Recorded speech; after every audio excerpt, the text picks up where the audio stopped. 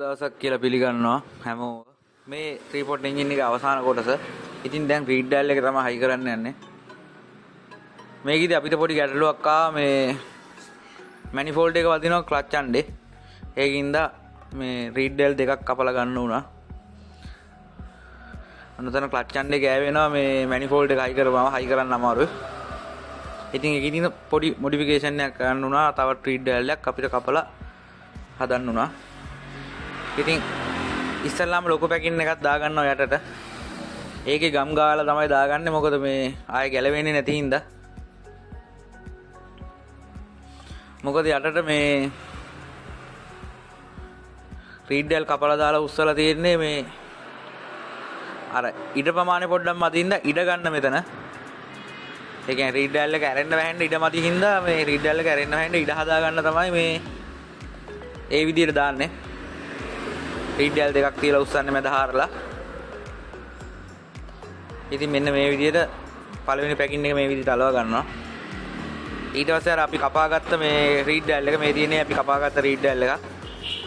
ඒකෙත් ගම් ටිකක් ගාලා මෙන්න මේ විදිහට බස්ස ගන්නවා. ඊට පස්සේ ලොකු පැකින් එකක් දානවා. රීඩ් ඩයල් පැකින් එක. ඒකෙත් ගම් ටිකක් ගාගෙන තමයි දාගන්නේ.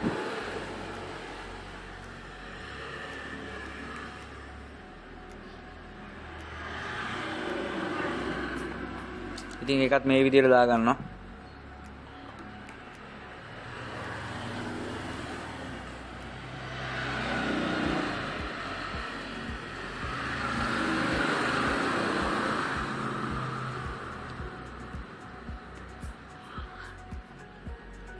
ඊට පස්සේ අපි අර කපාගත්ත තව රීඩ් ඩයල් කෑල්ල දාගන්නවා මෙන්න මෙහෙම. ඒකෙත් ගම් ගා ගන්නවා යටපැත්තේ විතරක්.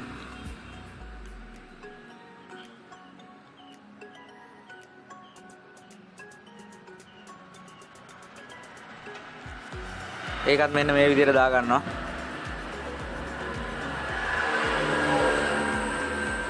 ඊට පස්සේ අපි උඩට දාන පැකින් එකට ගම් මුකුත් ගන්න නැහැ.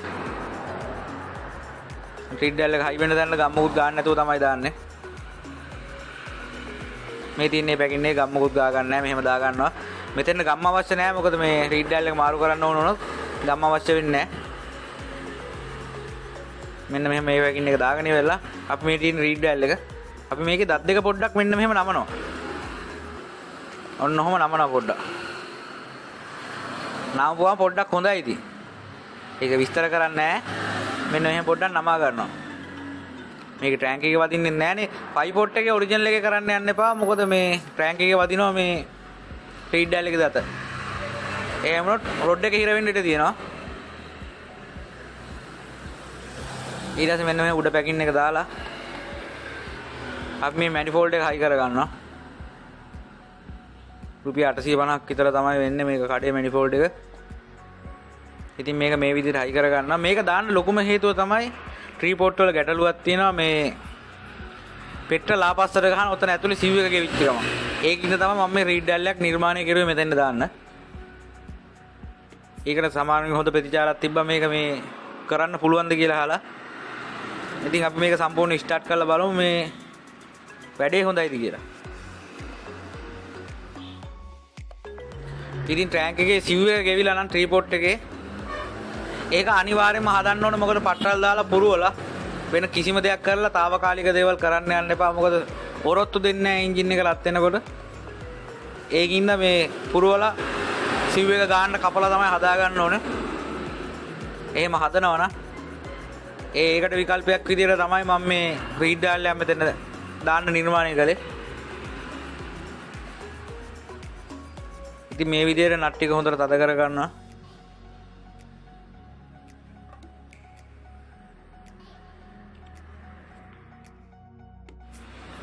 ත්‍රිපොට් වල තියෙන ගැටලු හින්දා තමයි මේ කොයිල් පැක් තියෙනවා මේ වගේ දේවල් නිර්මාණය කරේ. නැත්තම් වෙන කිසිම දෙයකට නෙවෙයි. චාර්ජින් හදන්න බැරි කමක් නැහැ ත්‍රිපොට් එකේ. ඉතින් අර පොඩි පොඩි ගැටලු කිහිපයක් තියෙන හින්දා තමයි මේ රීඩ් ඩයල් එකක් දාන්න හිතුවෙත්. එතකොට පයිපොට් කොයිල් පැක් එකක් දාන්න හිතුවෙත්. ඒකේ මම මේ කරන්න හේතුව මොකද්ද කියලා ඊළඟ වීඩියෝ එකේදී කියන්නම්. මේ එන්ජින් එක ස්ටාර්ට් කරලා බලලාම ඉතින් අපි මේක තද කරගත්තාට පස්සේ අපි බලමු බෝර් එක කොහොමද හයි කරගන්නේ කියලා.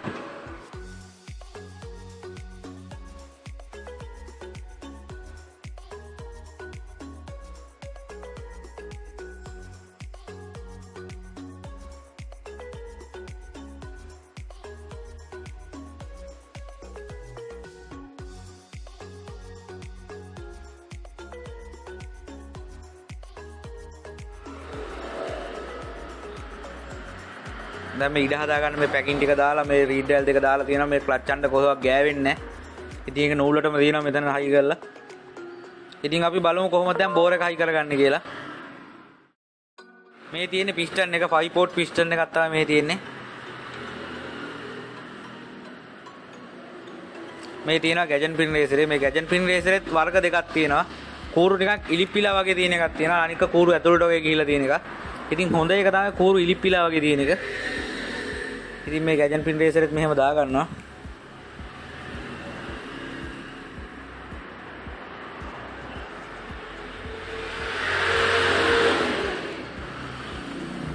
ඉතින් මම කලින් වීඩියෝ එකක් කරලා බෝර් එක හයි කරගන්නේ කොහොමද කියලා මේකෙත් බලා ගන්න මේ කියලා දෙන්නම් බෝර් එක කොහොමද හරියටම හයි කරන්නේ කියලා. නියන් මොකුත් දාගන්න නැතුව බෝර් හයි කරගන්නේ කොහොමද කියලා මේකෙදි කියලා දෙන්න. මේ තියෙන්නේ ගැජන් පින් එක.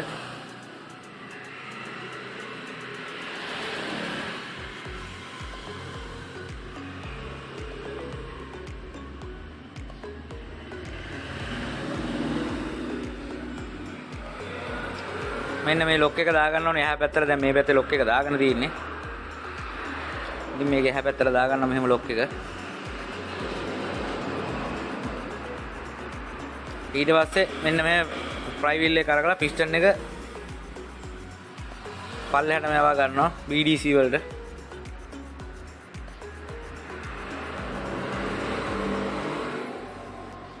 ඊට පස්සේ මේ පැකින් එක දාගන්නවා. මේකේ මොකක් ගම් ගා ගන්න නැහැ අපි පැකින් වල. මෙතන ගම් අවශ්‍ය නැහැ. මොකද ලීක් කරන්නේ නැහැ මෙතනින්. නැත්තම් සමහරු ගම් නාව ගන්නවා මෙතන. ඊළඟ හදිස්සියේ බෝර් එක ඇණයක් හරි කැඩිලා ගලවන්න ගියාම නාන්න ඕනේ මේ පැකින් එක සුද්ධ කරන්න. මෙතන ලීක් වෙන්නේ නැහැ අත්දැකීමින් කියන්නේ. ඉතින් මෙතන පිස්ටන් එකේ ලොක් දෙකක් තියෙනවා. ඔන්න රිම්ස් කටවල් ඒ දෙක හරි මැදින් තියන්න ඕනේ. ඊට පස්සේ මෙන්න මෙහෙම ඔයිල් ටිකක් දාලා ඕක ඇතුලේ නියන් ගහන්න අවශ්‍ය නැහැ මේ බෝර් එක බස්සන්න. මේ තියෙන 5 පෝට් බෝර් එක. මෙහෙම බෝර් එක දා ගන්නවා. ඊට පස්සේ පිස්ටන් එක ගාන්න තියලා මෙන්න මේ විදියට හිමීට බස්ස ගන්නවා. ඉතින් මේකට නියන් තියලා පැකින් තලානේ මුකුත් කරන්න දෙයක් නැහැ. මෙහෙම තියලා පිස්ටන් එක BDC ගෙනල්ලා ඔන්න ඔහොම බස්ස ගන්න බෝර් එක. දැන් ওই බස්ස ගත්තේ කිසිම අමාරුවක් නැතුව.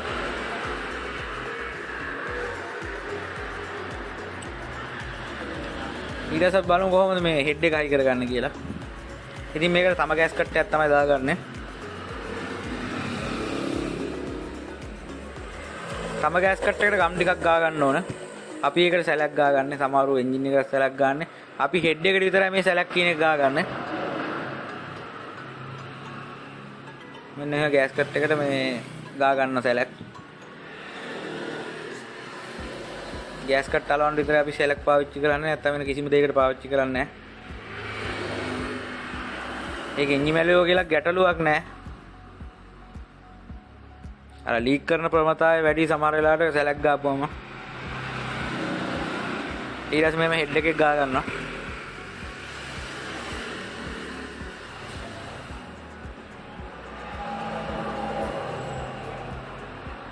ඒක තමන්ගේ කැමැත්ත අනුව තමයි මේ ගම් එක පාවිච්චි කරන්න තියෙන්නේ.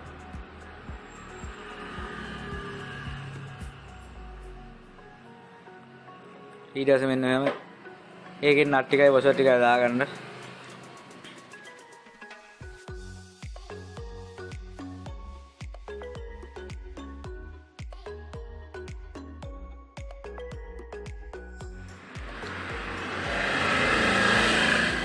මෙන්න මෙහෙම නට් ටික තද කරගන්න.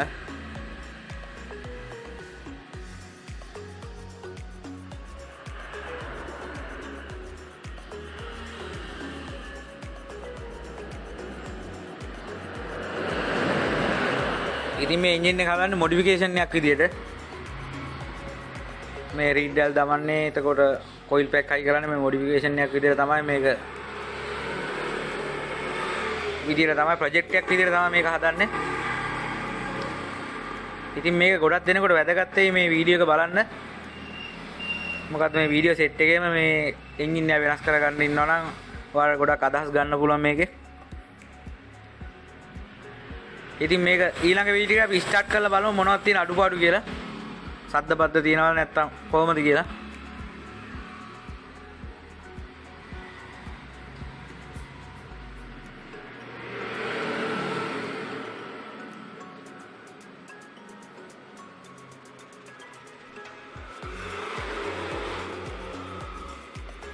ඉතින් මේ හෙඩ් එක යන තද කරනකොට මේ කතිර ක්‍රමයට වගේ තමයි තද කරන්න ඕනේ. මොකද නැත්තම් එක පැත්තකට ඇලවෙන්න බලනවා මේ ඇන කැඩෙන්න බලනවා. ඒ වගේ දේවල් තියෙනවා මේ එක පැත්තක් තනිකර තද කරලා හිටපුවාම. ඒකින්ද ඕනම මේ හෙඩ් එක රෝද එක ඇන තද කරනකොට කතිර ක්‍රමයට තමයි තද කරන්න ඕනේ මේ ප්‍රශ්නයක් ඇති නොවෙන්න.